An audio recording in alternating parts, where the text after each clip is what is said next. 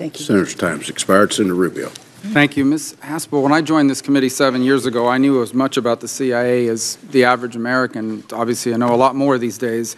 Yes, and much of it can't be shared, but there's two things that I can. The first is that it's very easy to sit back and criticize the work of the agency with the benefit of hindsight. And the second is that the agency is made up of some of the smartest, most talented professionals that I have ever encountered in any field.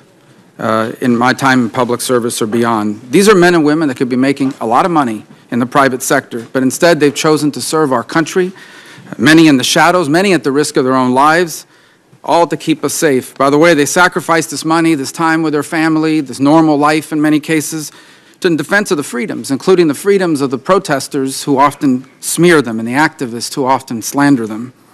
Ms. Haspel, you embody everything that I respect and admire about the men and women of the Central Intelligence Agency, and I support you not just because of your qualifications, but because I want a young CIA trainee or case officer, I want today's operational officers, I want today's station chiefs, I want today's, all of these professionals to know that they too can one day be sitting where you are sitting today and have the opportunity to lead this agency.